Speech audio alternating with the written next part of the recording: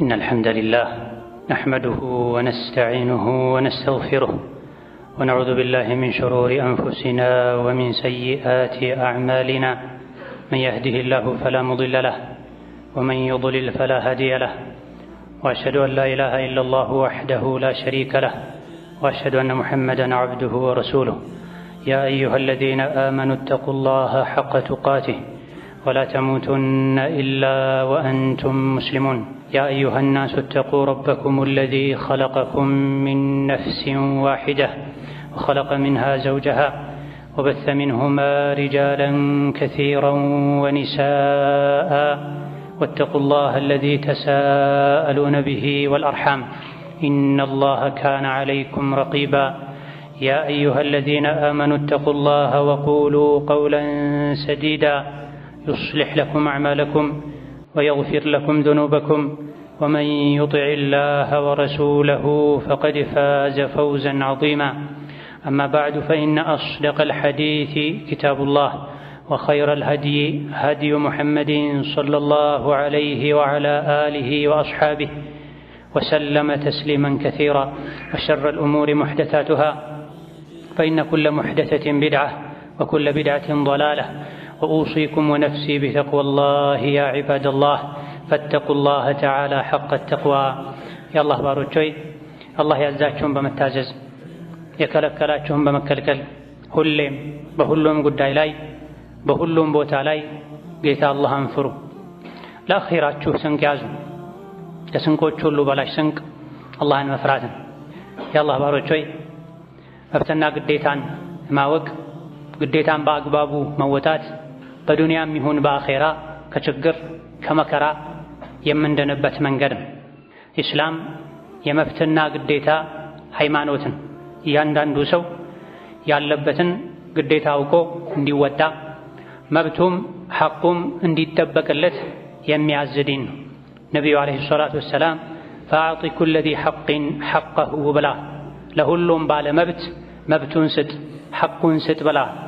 ዛሬ በአላህ ፈቃድ የቤተሰብን ሐቅ ከቤተሰብ ሐቅም የትዳር አጋርን የሚስትን ሐቅ የምናይ ይሆናል። የትዳር መሰረቱ ባልና ሚስት ናቸው። የማህበረሰብ የቤተሰብ መሰረት የሆኑት ባልና ሚስት የትዳር ግንኙነታቸው ያማረ የተስተካከለ ከሆነ ቤቱ ያማረና የተስተካከለ ይሆናል። መሰረቱ ይጠነከራል። ከእንደዚህ አይነት ቤት የሚወጡ ልጆችም የተረጋጉና የተስተካከሉ ይሆናሉ። የባልና ሚስትን የቤተሰብን ሐቅ አላህ ተባረከ ወተዓላ ራሱ አብራርቷል። ነቢያችን ዓለይሂ ሰላቱ ወሰላም ራሳቸው አብራርተዋል። ሁሉም እንደመሰለው ደስ እንዳለው ይኑር ብሎ አልተወም። መበዳደል እንዳይኖር፣ መጎዳዳት እንዳይኖር፣ ወንጀል ላይ መውደቅ እንዳይኖር ባል ሚስቱ ላይ ምን ሐቅ አለው፣ ሚስትስ ባሏ ላይ ምን አይነት ሐቅ አላት ቁርአን አብራርቶታል፣ ሐዲስ አብራርቶታል። መብትና ግዴታችንን ካወቅን ቤታችን ይረጋጋል፣ ሕይወታችን ደስታ የበዛበት ይሆናል። በተቃራኒው ደግሞ ሐቅን ማጉደል የትዳር ጎጆን ያፈርሳል፣ ይሰነጣጥቃል። ከእነዚህ አይነት መሰረቱ ጠንካራ ካልሆነ ግጭት፣ ጸብ፣ በደል፣ መገፋፋት ከሚበዛበት ቤት የተፈጠሩ የተገኙ ልጆችም ብዙ ጊዜ ሕይወታቸው ላይ መረጋጋትን አያገኙ፣ የቤተሰቦቻቸውንም ሐቅ አይጠብቁም። ይህ እንዳይሆን ባልና ሚስት አንድም አላህን ለመታዘዝ ብለው ሲቀጥልም ለልጆቻቸው ሲሉ እንደዚሁ ደግሞ አላህ ዘንድ ተባረከ ወተዓላ ወንጀለኛ እንዳይሆኑ እንዳይጠየቁ በሕይወታቸውም ሰላምን ደስታን እንዲያገኙ የባልና ሚስትን ሐቅ ማወቅና መጠበቅ ይገባል። ባልና ሚስት ሕይወታቸው የቤት አመራራቸው አኗኗራቸው ኢስላም ባስቀመጠው መንገድ መሰረት ከሆነ ትዳራቸው የሰላም የደስታ ይሆናል። ቤታቸው ከየትኛውም ስፍራ የበለጠ ሰላምና ምቾትን ደስታን የሚያገኙበት ይሆናል። በየጊዜው ግጭትና ብጥብጥ ሰላም አይነሳቸው። አብዛኛውን ጊዜ ግጭት፣ ብጥብጥ፣ መጣላት፣ መበዳደል፣ መጨቃጨቅ የሚመጣው ወይም ግዴታን በአግባቡ ካለመወጣት ነው ወይም ደግሞ ሐቁ ያልሆነን ነገር ካላደረጋችሁልኝ ካልሰጣችሁኝ በማለት አብዛኛውን ጊዜ ሁሌም ማለት ይቻላል አለመግባባቶች በባልና ሚስት መካከል ግጭቶች፣ ችግሮች የሚፈጠሩት ወይም ግዴታን ካለመወጣት ነው ወይም መብቱ ያልሆነን ነገር ሐቁ ያልሆነን ነገር አጎደላችሁብኝ ከማለት። መብትና ግዴታን በአግባቡ ካወቁ መብትና ግዴታን ካከበሩ የትዳር ህይወት የዱንያ ጀነት ሊሆን ይችላል። ምንም እንኳ አንዳንዴ ይህ ነው የሚባል ሊገለጽ ሊጠቀስ የማይችል ምክንያት ተፈጥሮም አለመግባባቶች ሊከሰቱ የሚችሉ ቢሆንም እንደ ዱንያ ባህሪ ዱንያ እንደመኖራችን፣ ነገር ግን አላህን የሚፈራ በትዳር ህይወቱ የትዳር አጋሩን ሐቅ የሚጠብቅ ሰው ሰላማዊና የተረጋጋ ህይወትን መኖር ይችላል። በባልና ሚስት መሃል መጠበቅ ያለባቸው ሐቆች እንዳሉ ከሚያሳዩ የቁርአን አንቀጾች አንዱ ወለሁነ ሚስሉ ለዚ ዐለይሂነ ቢልማዕሩፍ የሚለውን የሱረቱል በቀራ አንቀጽ ያለባቸው አይነት ሐቅ ለእነሱም ባሎቻቸው ላይ አላቸው ይላል። ባል ሚስቱ ላይ ሐቅ አለው፣ ሚስትም ባሏ ላይ ሐቆች አሏት። ነቢ ዓለይሂ ሰላቱ ወሰላም ኢነ ለኩም ዐላ ኒሳኢኩም ሐቃ፣ ወንዶች ሆይ ለእናንተ ሚስቶቻችሁ ላይ ሐቆች አሏችሁ፣ ለሚስቶቻችሁም እናንተ ላይ ሐቆች አሏቸው ብለዋል። ባል የሚስቱን ሐቅ ሲጠብቅ፣ ሚስትም የባሏን ሐቅ ስትጠብቅ ግንኙነታቸው አብሮነታቸው የሰላም ይሆን የደስታ ይሆን መልካም ልጆች የሚፈሩበት ይሆን። በተቃራኒው ደግሞ ሐቅን አለማወቅ ወይም ያወቁ ማጉደል ካለ አብሮ መኖሩ ጉዳቱ የበዛ ይሆናል። ሚስት ባሏ ላይ ካሏት ሐቆች አንዱ ማህሯን በአግባቡ መስጠት ነው። አላህ ተባረከ ወተዓላ ለሴቶች ለሚስቶቻቸው ማህር ስጡ ብሎ አዟል። ወአቱ ኒሳአ ሰዱቃቲሂነ ኒሕላ፣ ለሴቶች ማህራቸውን ስጧቸው፣ ኒሕለተን ዋጅብ የሆነ ስጦታ። እናንተ በበጎ ፈቃደኝነት በማመጻደቅ መልኩ ምስጡት ሳይሆን እናንተ ላይ አላህ ግዴታ ያደረገው ስጦታ ሲሆን ማህራቸውን ስጧቸው ብሎ አላህ ተባረከ ወተዓላ አዟል። ነቢይም ዓለይሂ ሰላቱ ወሰላም ሰዎች ሊከፍሉት ከሚገባ ሁሉ ዕዳ ትልቁ መከፈል ያለበት ነገር አንዲት ለአንድ ወንድ ሐራም የነበረችን ሴት ለሱ ሐላል እንድትሆን ያደረገበትን የማህርን ክፍያ ነው ከምንም በላይ ሰው ተጨንቆ ተጠንቅቆ መክፈል ያለበት ብለዋል ነቢያችን ዓለይሂ ሰላቱ ወሰላም። ማህርን ላለመስጠት ከመወሰን ጋር ወደፊት እሰጣለሁ ብሎ ማግባት ዝሙት ነው። ማህር ካሽ በጊዜው ቢሰጥ የተሻለ ነው። ወደፊት የሚሰጥ ብሎ ኒካህ ማሰርም ይቻላል ከተስማሙ። ነገር ግን በውስጥ አልሰጣትም ብሎ የሆነ ገንዘብ መጠን ስሙን ጠርቶ ሳይሰጡ ለመኖር ከመወሰን ጋር ከአንዲት ሴት ጋር አብሮ መኖር ህይወታቸው ግንኙነታቸው የዝሙት ህይወት ይሆናል። ይህ እንዳይሆን ማህርን ደስተኛ ሆኖ የጋብቻ ስነ ስርዓት አንዱ አካል ነው፣ ሐራም የነበረችን ሴት ለኔ ሐላል ማደርግበት ነው፣ አላህ ያዘዘኝ ነው ብሎ መክፈል ተገቢ ነው። ማህር የሴት ልጅ የብቻዋ የሷ ሐቅ ነው። አባት እናቷ ወንድሞቿም ሊቀሟት አይገባም። ባልም አስፈራርቶ የሚሆን አታሎ አጭበርብሮ ሊወስድባት አይገባም። በበጎ ፈቃደኝነቷ ከሆነ ሁሉንም ለባሏ ይቅር ማለት ትችላለች ከተስማሙበት በኋላ ከተከፈለ በኋላ ወይም ቃል ከተገባ በኋላ። አሊያ ደግሞ ለፈለገችው ሰው የፈለገችውን ያክል መስጠት ትችላለች። ያለ ፈቃዷ ግን አይነካም። ፈኢን ጢብነ ለኩም ዐን ሸይኢን ሚንሁ ነፍሰን ፈኩሉሁ ሀኒአን መሪአ ይላል። ከማህር የተወሰነውን ወይም ሁሉንም ቢሆን ለእናንተ ይቅር ካሏችሁ እየጣፈጣችሁ ደስ ያላችሁ ብሉት ይላል። ካልፈቀዱ ደስተኛ ካልሆኑ የሚበላው እሳት ነው ማለት ነው። ሌላኛው ሚስት ባሏ ላይ ያላት ሐቅ ወጪዋን መሸፈን፣ የእሷንም የልጆቿን ወጪ የሚለው የልብስን የቀለብን የጠቅላላ ለሴት ልጅ የሚያስፈልጉ ነገሮችን ሁሉ ወጪ የሚመለከት ነው። አላህ በተከበረው ቃሉ وعلى المولود له رزقهن وكسوتهن بالمعروف لا تكلف نفس إلا وسعها ብሏል። ልጅ የሚወለድለት አካል ባል ማለት ነው። ሴቶችን የማብላት የማጠጣት የማልበስ ግዴታ አለበት እንደ አቅሙ። የትኛውም ነፍስ ከአቅሟ በላይ አትገደድም ይላል። ስለዚህ ባል ካለበት ሐቅ አንዱ የሚስቱን የቤተሰቡን የልጆቹን ወጪ መሸፈን አለበት። ለማህር የተሰጣት ገንዘብ እጅግ በጣም የበዛ እንኳ ቢሆን በሌላ መንገድ ያገኘችው ገንዘብ እንኳ ቢኖራት የቤት ወጪን መሸፈን የእሷ ግዴታ አይደለም፣ የወንድ ግዴታ ነው። በፈቃደኝነት ካገዘች ከተተባበረች መልካም፣ ካልሆነ ግን ራስሽን ቻይ እኔ አያገባኝም አይባልም። ወንድ አያገባኝም ሊል ማግባት የለበትም። የወንድ ሐቁ የበዛ ነው። የወንድ ሐቅ ሴት ላይ ሚስት ላይ እጅግ በጣም የበዛው እሱ ላይ ኃላፊነቱም ስለሚበዛ ነው። ማህርን ጥሎሽን የሚከፍለው እሱ ነው። ከዛ በኋላም አብረው እስካሉ ድረስ የእሷንም የልጆቿንም ወጪ የሚሸፍነው እሱ ነው። ብትታመም እንኳን የሚያሳክመው እሱ ነው። የእሷ አይነት ሴቶች የሚያገኙትን ነገር ሁሉ እንዳቅሙ ለእሷ ማቅረብ መቻል አለበት፣ ግዴታ ነው። ከተባበረችው በመልካም ፈቃደኝነት መልካም፣ ካልሆነ ግን ቤት ቁጭ ብላ እሱን የተንከባከበች ልጆቿን ያሳደገች ሙሉ ወጪዋን የመሸፈን ግዴታ አለበት። ይሄን እንደ ግዴታ ብቻ ማየትም አይገባም፣ ዒባዳም ጭምር ነው። ነቢዩ ዓለይሂ ሰላቱ ወሰላም አንድ አባወራ ለሚስቱ ለልጆቹ ወጪ በሚያደርገው ገንዘብ አጅር እንደሚያገኝበት ነግረውናል። ፊ ሰቢልላህ ገንዘብ ብትሰጥ፣ ለጂሃድና ለመሰል መልካም ዓላማዎች ለተቸገረ ምስኪን ብትረዳ፣ ቤት ለሚስትህ ለልጆችህ ወጪ ብታደርግ ከነዚህ ከሶስት አይነት የወጪ መንገዶች አጅሩ የሚበዛው ለቤተሰብህ ወጪ ያደረግከው ነው ብለዋል ነብዩ ሰለላሁ ዐለይሂ ወሰለም። ለሚስትህ አንስተህ የምታጎርሰውም ላንተ ሰደቃ ነው ብላ። ነገር ግን ይሄን ለቤተሰብ የሚደረግን ወጪ አጅር ለማግኘት ንያ ያስፈልጋል። መበሳጨት፣ መነጫነጭ፣ መሰላቸት አያስፈልግም።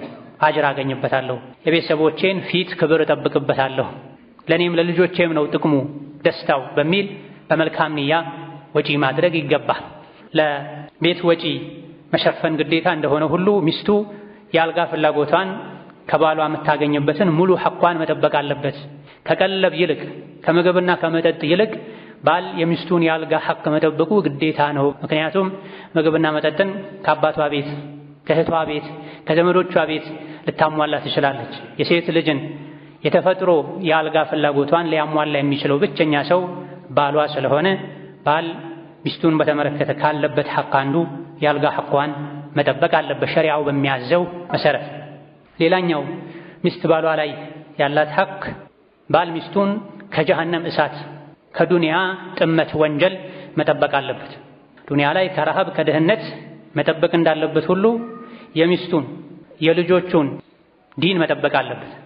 ሚስቱን ልጆቹን ከጀሃነም እሳት ማዳን አለበት፣ ከወንጀል ማራቅ አለበት። ይሄም በምንድን ነው የሚሆነው?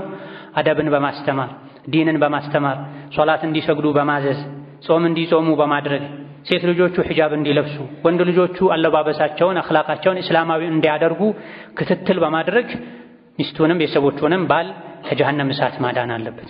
ዱንያ ላይ ከሸይጣን መንገድ ማራቅ አለበት። ጌታ አላህ በተከበረው ቃሉ ያ አዩሃ አለዚነ አመኑ ቁ አንፉሰኩም ወአህሊኩም ናራ ወቁዱሃ ናሱ ወልሒጃራ ዐለይሃ መላኢከቱን ጊላዙን ሽዳዱን ላ ያዕሱነ አላህ ማ አመረሁም ወየፍዐሉነ ማ ዩእመሩን ብላ። እናንተ አማኞች ሆይ ራሳችሁንም ቤተሰቦቻችሁንም ከእሳት ጠብቁ ብላ። ቤተሰብ የሚለው በአንደኛ ደረጃ ሚስትን ያካትታል፣ የወለዷቸው ልጆችን ያካትታል፣ ይመለከታል። ራሳችሁንም ቤተሰቦቻችሁንም ከእሳት ጠብቁ። ከምን አይነት እሳት? ማገዶው ድንጋይ ከሆነ እሳት፣ እንደ ዱንያ እንጨት ቅርፊት ሳይሆን የጀሃነም እሳት ማገዶው ድንጋይ ነው።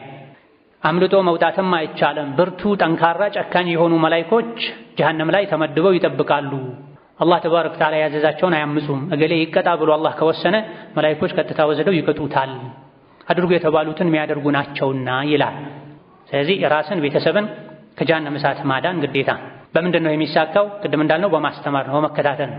ከሁሉም በላይ ደግሞ ባል አባወራ መልካም አርአያ በመሆን ስገዱ ከሚለው በላይ ሰግዶ የሚያሳይ፣ አለባበሳችሁን አስተካክሉ ከሚለው በላይ በቃል በተግባር ጥሩ አለባበስ ለብሶ የሚያሳይ፣ ቁርአን ቅሩ ብሎ ከመጮህ ይልቅ ራሱ ቁጭ ብሎ የሚቀራ፣ ዱዓ የሚያደርግ፣ ዝክር የሚያደርግ፣ ልጆቹ ሚስቱ ቤተሰቦቹ እንዲያደርጉት የሚፈልግን መልካም ነገር ሁሉ ሰርቶ የሚያሳይ፣ እንዲተውት የሚፈልግን ወንጀል ሁሉ ራሱ ቀድሞ የሚርቅ መልካም አርአያ መሆን አለበት። ነገር ግን ትልቁ አደጋ ባል ራሱ የተበላሸ ከሆነ ነው። ከዲን የራቀ በወንጀል የተዘፈቀ ከሆነ አደጋው በጣም የከፋ ይሆናል። ምክንያቱም የቤተሰቡ ራስ ዋና መሪ እሱ ነው። ብዙ ጊዜ የቤተሰብን ተርቢያ የሚያበላሸው ቤት ውስጥ ዋና የሚባለው አርአያ የሚባለው አካል መበላሸቱ ነው። ከቀደምቶች መሃል አንድን ሰው ሶላት ሲሰግድ አይተውት የሶላት አሰጋገዱ የተበላሸ መጥፎ ስለነበረ ቤተሰቦቹ ሲያሳዝኑ አሉ ሰውዬ አጠገባቸው የነበረ ሰው የተበላሸው የሱ ሶላት አንተ እያዘንክ ያለው ለቤተሰቦቹ ምን ማለት ነው? ምን አገናኘው ሲሏቸው እሱ እኮ የቤተሰብ ታላቅ ነው፣ ሁወ ከቢሩሁም ወሚንሁ የተዓለሙና። አባወራ ማለት የቤተሰብ ራስ ማለት ነው፣ ከሱ ነውና የሚማሩት አሉ። ክፉንም ደጉንም አላህ የሚወደውንም የሚጠላውንም ልጆች ሚስት ከባል ይማራሉ። ባይናገር እንኳ በተደጋጋሚ ሲሰንፍ፣ ሲዘናጋ፣ ወንጀል ሲሰራ፣ ግዴለሽ ሲሆን፣ ሶላተል ጀማዓ ሲተው፣ ትርፍ ቃል ሲናገር፣ የሰው ስጋ ሲበላ፣ ቆሻሻ ፊልም ከፍቶ ሲያይ፣ ልጆች ካዩ፣ ሚስት ካየች እነሱ ይሄን ነገር ቀስ ያሉ ይለምዱታልና ቤተሰቦቹን፣ ሚስቱን፣ ልጆቹን ከጀሃነም እሳት ማዳን አለበት። በምን? ራሱ መልካም አርአያ በመሆን ሙሉ በመሆን በመማርና መልሶ እነሱን በማስተማር ወከዛልክ ለሚስቱ ለክብሯ ለዲኗ በመጨነቅ ሒጃብ እንድትለብስ በማድረግ ከቤት ስትወጣ አይኗን ሰበር እንድታደርግ በመምከር ለሙስሊም ሴት የሚፈቀድን ሰፋ ያለ ሞላ ያለ የተስተካከለ አለባበስ ለብሳ እንጂ ከቤት እንዳትወጣ ከቤት ወጥታ ከአጅነቢ ጋር እንዳትጋፋ እንዳትላፋ የመንገድ ዳር ይዛ እንድትጓዝ ይህ ሁሉ እንዳይመጣ ደግሞ ቤት እንድትቀመጥ የሚያስፈልገውን ነገር ራሱ የሚያቀርብበትን ሁኔታ ሊያመቻች ይገባል። ከቤት ስትወጣ ተውባ ተኳኩላ እንዳትወጣ መከልከል ግዴታው ነው። እሱ ላይ ያለው ዋጅብ ነው። እሷ ደካማ ናት። ሸይጣን ሊያሳስታት ይችላል። መጥፎ ጓደኞች ሊያሳስቷት ይችላል። ባለቤቴ ሆይ ቁጭ በይ፣ እንደዚህ ተገላልጦ እንደዚህ ተውቦ ከቤት መውጣት አይቻልም ብሎ የመከልከል ግዴታ አለብን። እሷን የመምከር የማስተካከል ኃላፊነት አለብን። ለፊትና ሊያጋልጣት አይገባም። ለጀሃነም እሳት አሳልፎ ሊሰጣት አይገባም። ይሄም እንዲሳካ ቀድሞ ራሱ በዲን ቀጥ ያለ መሆን አለበት ማለት ነው። ዛፉ ቀጥ ካላለ ጥላውም ቀጥ አይልም።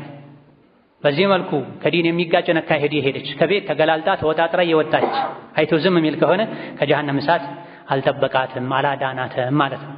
ሌላኛው ባል ሚስቱን በተመለከተ ያለበት ሚስት ባሏ ላይ ያላት ሐቅ በመልካም መኗኗር ነው። ይሄ በመልካም መኗኗር የሚለው ብዙ ነገሮችን አቅፎ የያዘ ሰፊ ነጥብ ነው። እስካሁን የጠቀስናቸው ነገሮችንም ሊያቅፍ የሚችል ነው። እንዳጠቃላይ ባል ከሚስቱ ጋር በጥሩ መኗኗር አለበት። ይህ በጥሩ መኗኗር የሚለውን መጥፎና አስቸጋሪ ነገሮችን ሁሉ መተውን መልካምና ጥሩ ነገሮችን ሁሉ ማድረግን ያካትታል። በመልካም የመኗኗር አንዱ ትልቁ መገለጫ ስነ ምግባርን ማሳመር ነው። ባል ከሚስቱ ጋር ሲኗኗር ከእሷ ጋር ስነ ምግባሩን ማሳመር አለበት። ነቢዩ ዓለይሂ ሰላቱ ወሰላም አሐቡ ዒባዲላሂ ኢለላሂ አሕሰኑሁም ኹሉቃ ብላ አላህ ዘንድ ከባሮቹ ሁሉ ይበልጥ እሱ ዘንድ ተወዳጁ ስነ ምግባሩ ይበልጥ የሚያምረው ነው ብሏል። የስነ ምግባር ጉዳይ ከቤት ውጪ አይደለም። ከቤት ውጪ ሁሉም ጥሩ ነው እስካራባው ድረስ እስካልተነካ ድረስ። የሰው የስነ ምግባሩ ማማር ውብ ሸጋ መሆን የሚለካው መቼ ነው? ቤት ውስጥ ነው። ጉዞ ላይ ሲሆን፣ በተራበ ጊዜ ነው፣ በጠገበ ጊዜ ነው፣ በደስታና በሐዘን ጊዜ ነው ትክክለኛ ማንነቱ የሚወጣው። ስለዚህ ባል ለሚስቱ መልካም መሆን አለበት። አላህ በተከበረው ቃሉ ወዓሺሩሁነ ቢልማዕሩፍ ብሏል። በመልካም ታኗኗሯቸው፣ ስታኖሯቸው በጥሩ አኑሯቸው።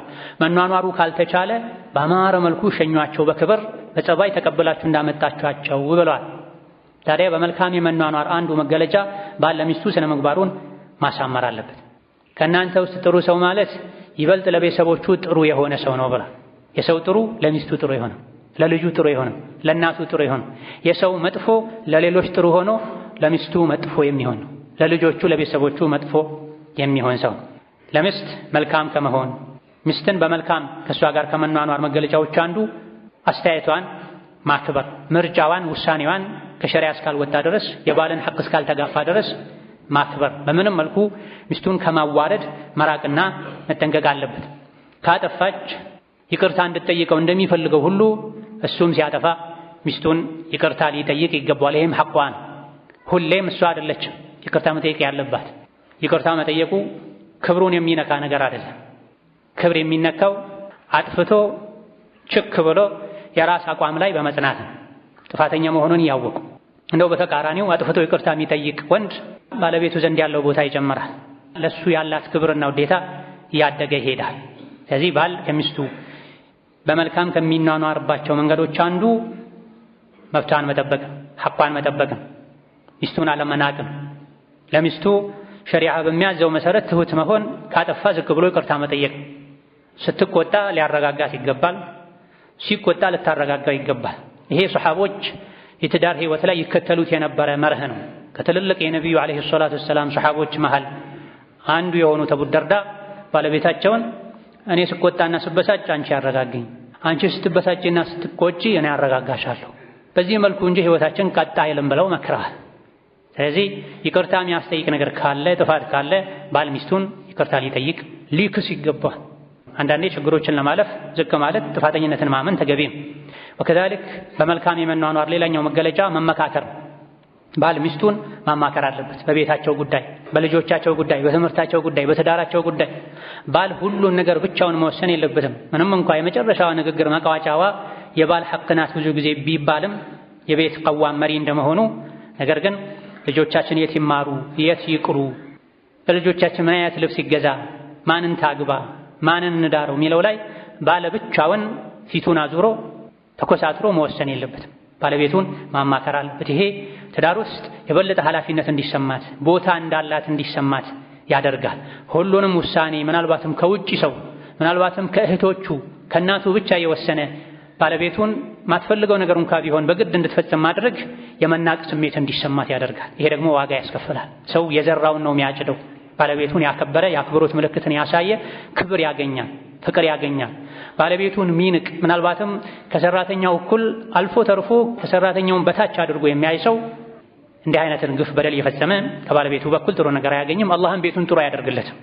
ትዳር ሰጥቶ መቀበል። ነቢዩ ዓለይሂ ሰላቱ ወሰላም ሚስቶቻቸውን ያማክሩ ነው።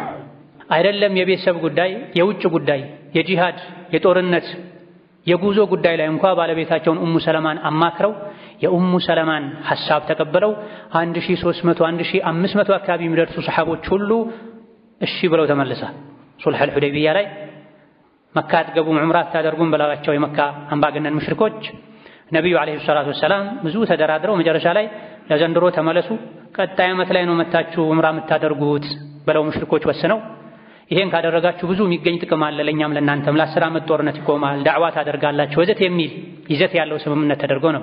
ብዙ ሰሐቦች ግን ከአቡበክር ስዲቅ ውጪ ይሄ የበታችነት ነው፣ ውርደት ነው። ከመዲና ተነስተን መተን 400 ምናምን ኪሎ ሜትር አቋርጠው መካ ሊገቡ ጥቂት ሲቀራቸው ነበር ተመለሱ ያሏቸውና አንመለስም ብለው ነበር። አንመለስም ያሉት ነቢይን ለማመስ ሳይሆን መጠባበቃችንን አላህ አይቶ ሌላ ፍርድ ያመጣል ብለው እየጠበቁ ነበር። ሱሐቦችን ጸጉራችሁን ላጩ፣ የያዛችሁትን የሀዲ እንስሳትን እረዱ፣ ከዚሁ እንመለሳለን ሲሏቸው ብዙዎቹ ዝም ብለው ጠብቀው ነው። ይሄኔ ነው ነብዩ ሰለላሁ ዐለይሂ ወሰለም ኡሙ ሰለማ ጋር ገብተው ምን ይሻላል ጸጉራችሁን ተላጩ፣ እረዱ፣ እንመለስ ብላችሁ እኮ ዝም አሉ ብለው ኡሙ ሰለማን ባለቤታቸውን ሲያማክሩ እርሶ ዝም ብለው ወጥተው ጸጉሮትን ይላጩ፣ እርሶ ጸጉሮትን ከተላጩ ዑምራው አበቃ ማለት ነው። እዚህ ጋር እርሶ ወደ መዲና እነሱ ወደ መካ መቼም አይሄዱም፣ በተግባር ያሰቡትን ነገር ያድርጉ ብላቸው ነብዩ አለይሂ ሰላቱ ወሰላም ወጥተው ጸጉራቸውን ተላጭተዋል። ይሄኔ ሱሐቦች ያለምንም ማንገራገር እርስ በርስ ጸጉራቸውን መቆረጥ መላጨት ጀምረዋል። የኡሙ ሰለማን ሐሳብ ይዘው ይሄን ትልቅ ውሳኔ ወስነዋል። ስለዚህ ባል ከሚስቱ ጋር መመካከር አለበት፣ በተለይ በቤተሰብ ጉዳይ ላይ በልጆች ጉዳይ ላይ። أقول قولي هذا وأستغفر الله لي ولكم ولسائر المسلمين من كل ذنب وخطيئة فاستغفروه إنه هو الغفور الرحيم والبر الكريم. الحمد لله على إحسانه والشكر له على توفيقه وامتنانه، وأشهد أن لا إله إلا الله وحده لا شريك له تعظيما لشأنه، وأشهد أن محمدا عبده ورسوله الداعي إلى رضوانه صلى الله عليه وعلى آله وأصحابه وإخوانه وسلم تسليما كثيرا. أما بعد، ሚስት ባሏ ላይ ካላት ሐቅ ባለም ሚስቱን በተመለከተ ካለበት ሐቅ አንዱ ትልቁ ብዙ ነገሮችን አቅፎ የሚይዘው ነጥብ በመልካም መኗኗር። በመልካም የመኗኗር አንዱ መገለጫ ባል ሚስቱን የሚያስደስታትን ነገር እየመረጠ እየጠየቀ እየተረዳ ማድረግ አለበት። ትዳር የሚቆመው በመቻቻል በመዋደድ በመተባበር ላይ ነው። እነዚህን የሚያሳኩ ነገሮችን ሁሉ ማድረጉ ተፈላጊና የተወደደ ይሆናል በዲናችን። ስለዚህ ባል ባለቤቱን የማስደሰት ህይወቷ ላይ ደስተኛ እንድትሆን የማድረግ ኃላፊነት አለበት። በመልካም የመኗኗር አንዱ አካል ነው። ትዳርን እንዲሁ እንደ ሸክም እያየችው መኖር የለባትም። ከባሏ ጋር ባላት ግንኙነት ህይወት ደስተኛ መሆን አለበት። አልሐምዱሊላህ እንደዚህ አይነት ትዳር የሰጠኝ አላህ እንድትል ባል የሚችለውን ሁሉ ማድረግ አለበት። የባልነት ኃላፊነቱ ምግብና መጠጥ ማቅረብ፣ ልጅ መውለድ ማስወለድ ብቻ አይደለም። የባልና ሚስት የእርስ በርስ ግንኙነት ጥሩም ይሁን መጥፎ ጥላው ልጆች ላይ ማረፉ አይቀርም። ባሏን የምትወድ ሴት ልጆቿ አባታቸውን የወደዱ እንዲያድጉ እንዲያከብሩ በአባታቸው እንዲኮሩ አድርጋ ማሳደግ ትችላለች። በባሏ በኩል ምንም አይነት የመወደድ የመከበር ስሜት ማይሰማት ሴት ይህ ልጆቿ ላይ ይጋባል። ስለዚህ ትዳር ያማረ እንዲሆን የጠነከረ እንዲሆን ጥሩ ልጆች እንዲፈሩበት ባል ሚስቱን የምትወደውን ነገር አውቆ ማድረግ የምትጠላውን ነገር አውቆ መተው አለበት። ሀዲያ መስጠት አለበት። ትንሽም ቢሆን ቤተሰቦቿን ማክበር አለበት። ቤተሰቦቿን ማድነቅ አለበት። አላህ በፈቀደው ልክ ቤተሰቦቿን ባላቸው መልካም ጎን ማመስገን አለበት፣ ማድነቅ አለበት። ቤተሰቦቿን መዘየር አለበት። ቤተሰቦቿ ጥሪ ሲያደርጉለት ጥሪን አክብሮ መሄድ አለበት። ከእሷ ጋር ብቻ አይደለም የተጋባው ከቤተሰቦቿም ጋር ጭምር። ከዚህ በተቃራኒው አባት እናቷን ሊሰድብ ሊያጣጥል፣ እሷን ሊንቅ ቤተሰቦቿን ሊንቅ ፈጽሞ አይገባም። የዘራውን ያጭዳል ካልሆነ ይደርስበታል እሱ ላይ። ሰዎች አንተ ላይ እንዲያደርጉት የማትፈልገውን ነገር አታድርግ። ሰዎች እንዲያደርጉልህ የምትፈልገውን መልካም ነገር አድርግ ነውና የሚለው ቤተሰቦችን እንድትወድልህ እንድታከብርልህ እንደምትፈልገው ሁሉ አንተም የሷን ቤተሰብ መውደድ ማክበር ይሄንን በተግባር ማሳየት ጥሪ ሲኖር እሺ ብሎ በመሄድ አጋጣሚዎች ሲኖሩ የሷን ቤተሰቦች በመጋበዝ መግለጽ መቻል አለበት ለቤተሰቦችህ ክብር እንዳለ እሷን እንደምትወድ እንደምታከብር ይሄም ወዓሽሩሁነ ቢልማዕሩፍ ሚለው ውስጥ ይካተታል በመልካም አቅል ያላቸው ሰዎች ዘንድ በተለመደው መልኩ ተናኗሯቸው ይላል ወከዛሊክ በመልካም የመናኗር ሌላኛው መገለጫ ባል ከሚስቱ ጋር መጫወት አለበት የሸሪዓውን አጥር ሳይጥስ መቀለድ አለበት እሷም ሐሳቧን እንድትገልጽ ከባሏ ጋር እንድትጫወት ሁኔታ ማመቻቸት ልቡን ክፍት ማድረግ መቻል አለበት ቤት ሰላማዊ ሲሆን ባልና ሚስት ግንኙነታቸው ያማረ የሰመረ ሲሆን ነው ሶላትህም ዲንህም ህይወትህም የተረጋጋ ነው ቤትህ ካልተረጋጋ ቤት ውስጥ ሰላም ከሌለ አብዛኛውን ጊዜ የተረጋጋ ሶላትን መስገድ አትችልም ቁጭ ብለህ ቁርአንን መቅራት አትችልም ነገ ስትሞት ለአኺራ የሚሆኑ ልጆችንም ማሳደግ አትችልም ቤት ሰላም እስከሌለው ድረስ ቤት ሰላም እንዲያገኝ ከሚረዱ ነገሮች አንዱ ባል ለሚስቱ ቀለል ማለት አለበት ለሚስቱ ጊዜ መስጠት አለበት ማጫወት አለበት ከሚስቱ ጋር መቀለድ አለበት መሳቅ አለበት የሸሪዓው አጥር ሳይጣስ ነብዩ ሰለላሁ ዐለይሂ ወሰለም ከአይሻ ጋር ይጫወቱ ነው ከፊት ወንዶች እንዲሄዱ አድርገዋቸው ከአይሻ ጋር ባዶ የሆነ ቦታ ፈልገው እሽቅድድም ይጫወቱ ነበር አንዴም አይደለም በተደጋጋሚ ቀድመዋልም ተቀድመዋልም አለይሂ ሰላቱ ወሰለም በአንድ ቃብሮ ይጠጡ ነበር የቱ ጋር ይጠጣሽው ያሉ ከአንድ በላይ ሚስቶች ነበሯቸው እንዲጫወቱ የሚያደርጉ ነበር ነብዩ አለይሂ ሰላቱ ወሰለም አራያ ተነሳቸው ናቸው ሁሉም ነገር እስላም ሻሚል ነው ሁሉን አቀፍ ነው ወከዛሊክ ለባለቤቱ ፈገግታን ሊያሳይ ይገባል ፈገግ ሊል ይገባል ፊቱን ለውጭ ሰዎች ብቻ አይደለም ክፍት ማድረግ ያለበት ፈታ ማድረግ ያለበት ከቤት ነው የሚጀምረው ጥሩ ሰው ማለት ለቤተሰቦቹ ጥሩ የሆነ ነው ተብሏል የጥሩነት አንዱ መገለጫ በፈገግታ ማስተናገድ ነው ሲገባ ፈገግ ብሎ ሰላም አለይኩም ብሎ እንዴት ዋላችሁ ብሎ ቤተሰቦቹን ስሞ ጨብጦ መግባት አለበት እንደ መብረቅ እየጮኸ እየተሳደበ ፊቱን ደመና አስመስሎ መግባት የለበትም ሸይጣን አብሮት ይገባል ቤቱ ይበጠበጣል ከበር ቆሞ መፋቂያ ተጠቅሞ አሰላሙ አለይኩም ወራህመቱላህ ቤቶች እንዴት ዋላችሁ ብሎ ሲገባ የቤተሰብ ልብ ይከፈታል በመምጣቱ ሁሉም ደስተኛ ይሆናል ሸይጣንም በር ጋር ቆሞ ያለቃቅሳል ተመለሱ ተመለሱ ቤቱ የሰላም ቤት ነው ይላል ተኮሳትሮ ተገላምጦ ጮሆ የገባ እንደሆነ ሸይጣን አብሮት ይገባል እራት አብሮት ይበላል አልጋ ራሱ ይጋራዋል ነብይ እንዳሉት አለይሂ ሰላቱ ወሰለም እንዳይሆን ከቤተሰብ ጋር ቀለል ማለት ፈታ ማለት ፈገግ ማለት ይገባል በተለይ ባለንበት የሚሰማው ነገር ሁሉ የሚረብሽ የሚያሳምን በሆነበት ዘመን ባል ለሚስቱ ለልጆቹ የደስታ ምንጭ መሆን አለበት ሚስትም ለባሏ የደስታ ምንጭ መሆን አለበት ሐሳብን ህመምን መጋራት ያስፈልጋል ቤቱ እንዲሞቅ ቤተሰቦች የቤተሰብ አባላት ሌላ ውጪ እንዳያስቡ መጫወት ውሎን መካፈል መጋራት መነጋገር ያስፈልጋል እስላማዊ መጽሐፍትን በማንበብ በመመካከር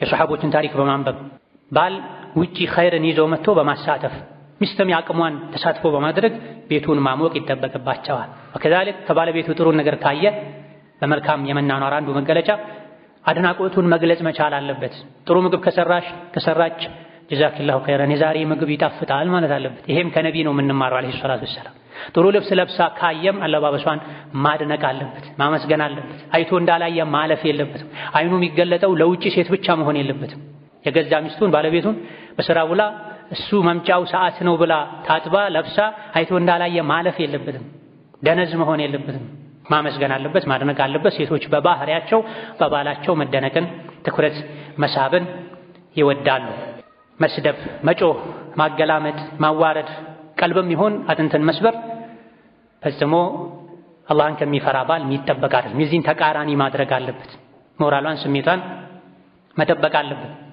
ይሄም ወዓሽሩሁነ ቢልማዕሩፍ ሚለው ውስጥ ይገባል ሪፍቀን ቢልቀዋሪር ሴቶች ማለት ብርጭቆዎች ናቸው ለብርጭቆዎች እዘኑ ሳሱላቸው ብለዋል ነብዩ አለይሂ ሰላቱ ወሰለም ወተቁላህ ፊኒሳ በሴቶች ጉዳይ አላህን ፍሩ ሴቶች ማለት እናንተ ዘንድ ያሉ ምርኮኞች ናቸው ብለዋል አብሏቸው አጠጧቸው ተንከባከቧቸው የሚያስጠላን ንግግር አትናገሯቸው ብለዋል በሌላም ሐዲታቸው ወተቁላህ ፊኒሳ በሴቶች ጉዳይ ላይ አላህን ፍሩ ሴቶችን ከሞቀ ከአባት እናታቸው ቤት አውጥታችሁ የወሰዳችኋቸው በአላህ ስም ቃል ገብታችሁ ነው ሐራም የነበረ ማህፀናቸው ለእናንተ የተፈቀደ የሆነውም በአላህ ቃል ነው በዲን ነው አንኪሑ በሚለው ነው ስለዚህ ከትዳር አጋራችሁ ጋር ያለን ግንኙነት ማበላሸት ከአላህ ጋር ያላችሁን ግንኙነት ማበላሸት ነው ሐራም የነበረች ላንተ ትርቅህ የነበረች ሴት ተከብራ በአባት እናቷ በወንድም በእህቶቿ መሃል በሞቀ ቤት ትኖር የነበረው ወደ አንተ ቤት ወደ ማታውቀው ወንድ ወደ ማታውቀው ቤት የመጣችው ሸሪዓን ተከትላ ነው። ልጄን ዳርኩህ የምትለዋ ቃል በሸሪዓ መሰረት በሱናው መሰረት ዳርኩህ የምትለዋ ቃል ናት ከቤት ያወጣቻት። እቺ ቃል አላህ ዘንድ ከባድ ናት፣ ቦታ ስጣት። አላህን ፍራ በሴቶች ጉዳይ ብለዋል ነብዩ ሰለላሁ ዐለይሂ ወሰለም። በሌላም ሐዲታቸው ኡሐሪጁ ዐለይኩም ሐቀ ضعيفين የሁለት ደካሞችን ሐቅ አከብድባችኋለሁ፣ አስጠነቅቃችኋለሁ፣ ሐቃቸውን አታጉድሉ ብለዋል። ማናቸው ሁለት ደካሞች? የቲምና ሴቶች ብለዋል ነብዩ ሰለላሁ ዐለይሂ ወሰለም። የቲምና ሴቶች፣ እነዚህ ሁለት ደካሞችን በተመለከተ ሐቅ አታጉድሉ፣ ተጠንቀቁ በማለት ነቢያችን ዐለይሂ ሰላቱ ወሰላም መክረዋል። ወከዛሊክ በመልካም የመኗኗር ሌላኛው መገለጫ አንዳንዴ አይቶ እንዳላየ ማለፍ ነው። በትንሽ በትልቁ መጨቃጨቅ፣ መውቀስ፣ መስደብ አግባብ አይደለም። የትልቅ ሰውም ስራ አይደለም። ትልቅ ሰው የትልቅነቱ አንዱ መገለጫ ብዙ ነገር አይቶ ሲያልፍ ነው። በትንሽ በትልቁ የሚጨቃጨቅ ሰው ትልቅ ሰው አይደለም። ወንድ የቀዋምነቱ አንዱ መገለጫ ልቡ ሰፊ መሆን አለበት፣ ትከሻው ሰፊ መሆን አለበት፣ ነገሮችን መቻል አለበት። በትንሹም በትልቁም እየተጨቃጨቀ ቤቱን እሳት ማድረግ የለበትም፣ እስር ቤት ማድረግ የለበትም። ሁሌም አንተ የፈለግከው ላይሆን ላይሳካ ይችላል። ሴት ናት፣ ደካማ ናት። በተፈጥሮም በአቅልም ሁሉ ነገሯ እንዳንተ ላይሆን ይችላል። መሰበር ያስፈልጋል፣ መቻል መታገስ ያስፈልጋል፣ አለስልሶ መኗኗር ያስፈልጋል። እኔ እንደፈለግኩት ቀጥ ካላለ ህይወቴ አትበል። ነብዩ አለይሂ ሰላቱ ወሰላም እንዳሉት ሴት ልጅ የተፈጠረችው ከጎን አጥንት ነው፣ ያውም ከላይኛው። የጎን አጥንት ትንሽ ጎበጥ ያለ ነው። እንደዛው ሆኖ ከተጠቀምክበት ይጠቅምሃል፣ አስተካክለዋለሁ ካልክ ይሰበርብሃል ብለዋል ነብዩ ሰለላሁ ዐለይሂ ወሰለም። ሴት ልጅ እኔ እንደፈለግኩ ካልሆነች ቀጥ ካላለች ካልክ ፍቺ ነው የሚከተለው። እንደዛው ሆኖ ግን ከተጠቀምክበት ትጠቀማለህ። የወንድና የሴት ባህሪ የተለያየ ነው። የበጋና የክረምት፣ የቀንና የማታ፣ የብርድና የሙቀት ባህሪ የተለያየ እንደሆነ ሁሉ የወንድና የሴት ባህሪ የተለያየ ነው። ለአንተ የሚታይህ ለእሷ ላይ ይታያት ይችላል። ለአንተ የሚገባህ ለእሷ ላይ ይገባት ይችላል። ይሄን በመረዳት የተፈጥሮ ልዩነቱን በመረዳት ቀን ላይ ከልጆች ጋር ስትጨቃጨቅ፣ ስትነጫነጭ ውላ ታማ የወር አበባ፣ እርግዝና መሰል ነገሮች ተፈራርቀውባት ውስጧ ላይ ሊኖር የሚችለውን ስሜት በመረዳት መጨቃጨቅን መተው መቻል፣ ማለፍ፣ ከዚህም አልፎ የቤት ስራ ላይ ማገዝ፣ መተባበር ይገባል።